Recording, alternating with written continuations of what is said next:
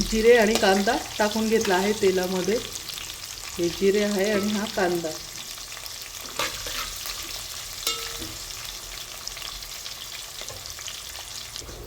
हिरव्या मिरच्या टाकून घेतल्या आहे 5-6। इथे वाटाणे टाकून घेत आहे, फ्लावर आणि बटाटा। बटाटे भरपूर घ्यायचे आहे, वाटाणा आणि बटाटा।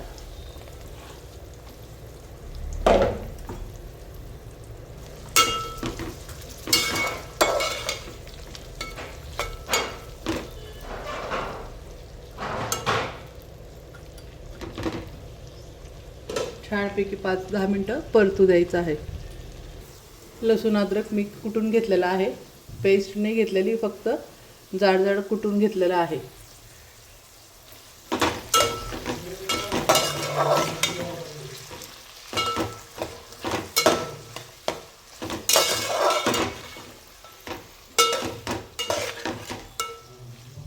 मस्त चांगल्यापैकी आता परतवला गेलेला आहे। यात फक्त आपण थोडासा घरगुती मसाला टाकून घेणार आहोत। किंचित लाल तिखट, खूप नाही, चवीला पण नाही, एकदम किंचित। आणि थोडीशी हळद। हळद पण खूप नाही टाकायची, रेग्युलर टाकतो त्या पद्धतीने थोडी कमीच टाकायची आहे। आता मस्त परतून घेऊया।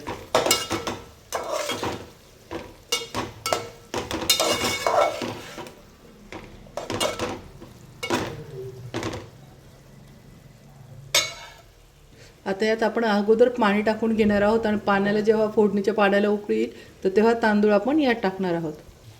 यात पाणी टाकून घेऊया। आपल्याला जेवढं भात करायचं आहे तेवढं पाणी टाकून घ्यायचं आहे, पण खूप पण नाही टाकायचं आहे, पाण्याचं माप घेऊनच टाकायचं आहे।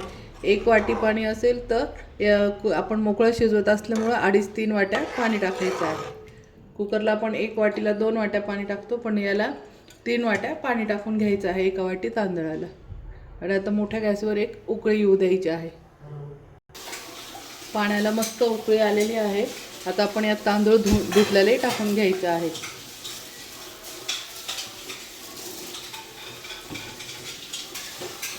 यात आता मीठ पण टाकून घेतलं आहे। मिठाचा व्हिडिओ माझा स्किप झाला आहे।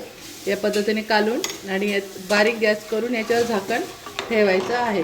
पाणी खूप पण जास्त टाकायचं नाही आहे, आपल्याला हा मोकळा पुलाव बनवायचा आहे। आता आपण यावर झाकण ठेवून देऊ।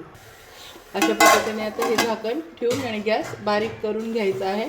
आणि बारीक गॅसवर आपल्याला 5 ते 7 मिनिट शिजू द्यायचा आहे, लगेच शिजतो हा भात। आपला पुलाव झालाय की नाही आपण बघू, चेक करूया।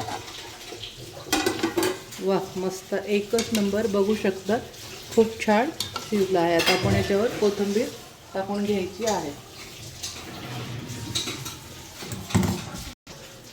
आता आपण मिक्स करून घेऊ। बघू शकता एक एक दाणा किती मोकळा झालेला आहे। हा झाला आपला मटर पुलाव, झटपट होणारा।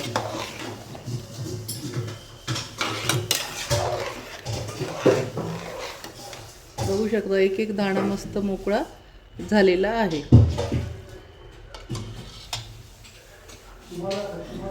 पुलाव फ्रेंड कसा वाटला? आवडला असेल तर माझ्या चॅनलला लाईक करा आणि सबस्क्राईब करा। माझा व्हिडिओ पाहिल्याबद्दल धन्यवाद।